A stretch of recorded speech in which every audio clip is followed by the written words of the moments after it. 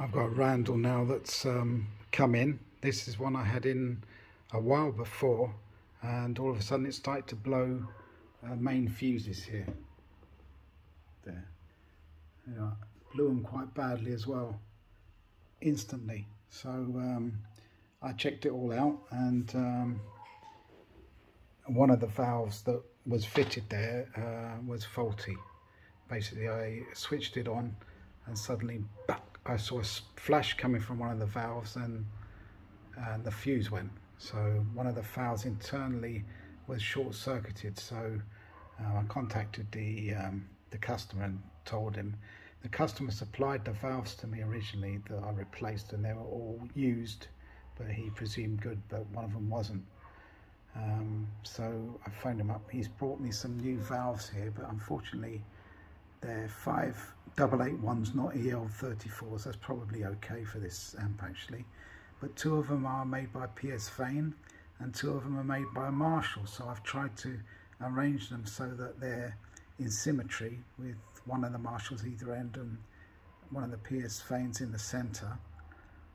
It's not really good. It's a bit of a bodge really. I prefer some brand new valves of the same type, but you know, I'm testing the bias here. You see on one side there should be more or less 80. There we go. That's 80-ish is good. That's what the manual says it should be. Very sensitive, these pots. This is at 75. Adjust this up to nearer to 80. Probably just, here we go. Very sensitive. 82. I don't want to adjust it too high. The valves last longer if you adjust it slightly lower. 78 is fine. 77, 78 is great. Make sure this side is more or less the same. It's too high.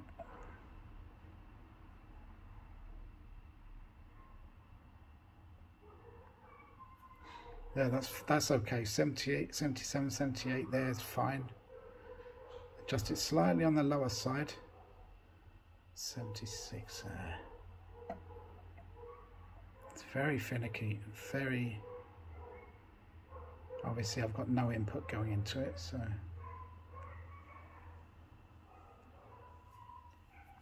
See how sensitive it is. It went up there, that's gone...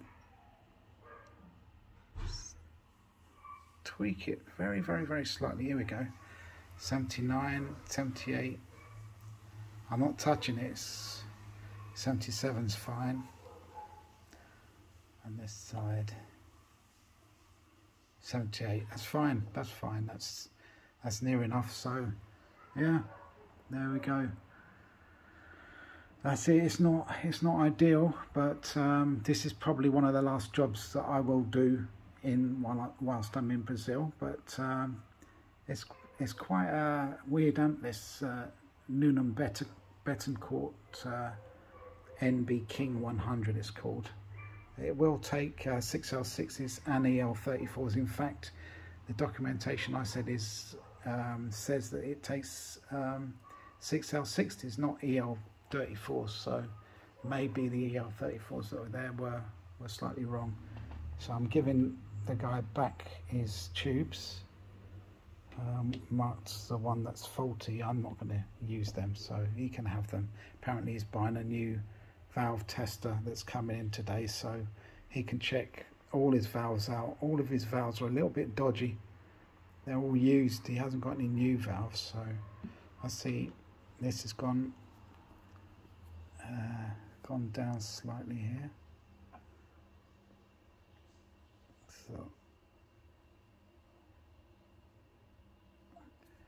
I'll adjust that one up.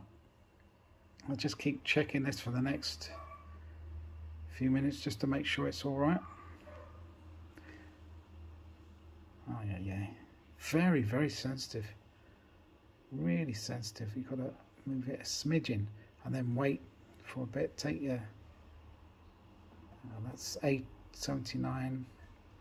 Try this side. Yeah, that's okay. I'm just going to check it and make sure it's all right. I can't play the sound at the moment on this. because I'm taking this video, but it does sound perfect. There's no distortion, so yeah, I think that's pretty much bang on that side. And this side is, yeah, bang on 80 milliamps, which is what the manual says. So anyway, thanks very much for watching. A guy who owns this this clone of a Marshall Silver Jubilee is coming to pick that up in a moment. I might possibly have a guy from Switzerland who lives in Brazil bringing in a saxophone for me to swap a mainboard for him, but he hasn't turned up yet, and hopefully he won't turn up next week when I'm in the midst of packing all my stuff together to go back to England. There's a box with my stuff in there. Got loads of stuff to fit in the suitcase, so hopefully I can fit as much as possible in the suitcase, and so I don't have to leave too much here in storage. Thanks very much for watching anyway.